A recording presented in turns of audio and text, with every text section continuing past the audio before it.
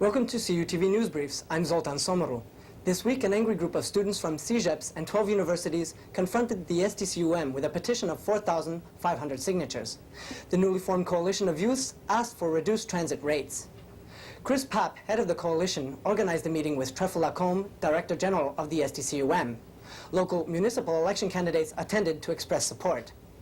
STCUM's Lacombe stated that it would be financially impossible to offer all students a reduction, claiming it would cost $15 million in lost revenue. Prior to 1991, the government subsidized fares for students under the age of 18 to promote school children to use public transport.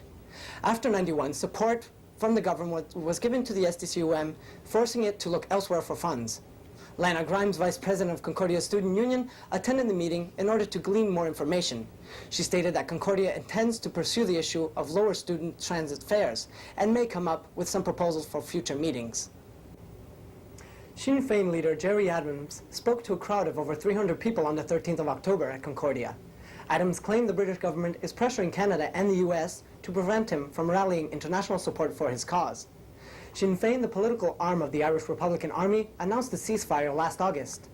Adams asked for peace and spoke in favor of unity in Ireland and blamed the violence and conflict of the past on British intervention in Ireland. In other news, Concordia University is presently promoting a WeightWatchers program in the face of much opposition from feminist groups. Colette Landry of the Plateau Montreal Women's Centre stated it promotes guilt and fear as a means of weight loss. At the University of Toronto, a coalition of members from the Women's Centre there, Student Christian Movement, and the Ontario Public Interest Group was formed to protest WeightWatchers' presence on campus. The coalition says that the company promotes eating disorders and poor self-image. This view is shared by the coordinator of the Eating Disorders Clinic of the Douglas Hospital, Helen Gauthier.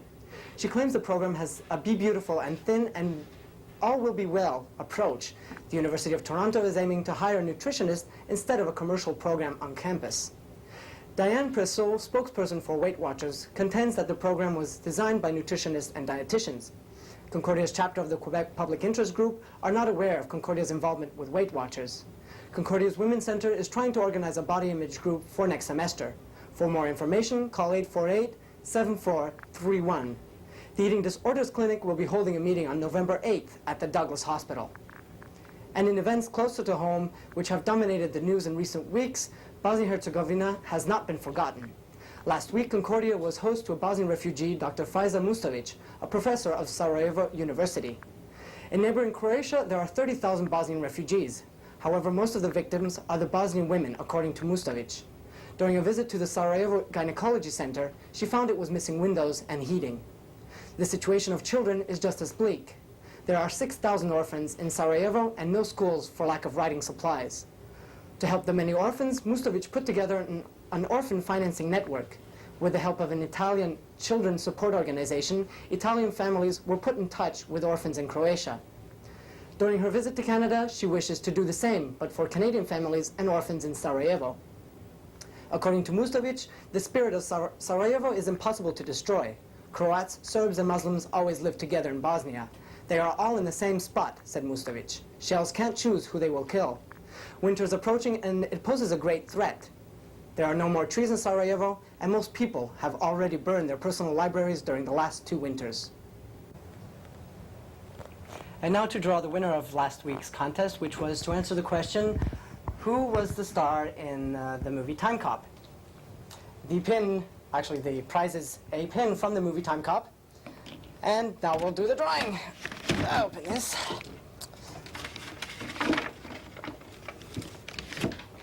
So we'll check the answer. And the answer is correct, Jean-Claude Van Damme. The winner is Carl Knezevich. So Carl, you can pick up your pin here at CUTV in room 651-1 in the hall building at any time.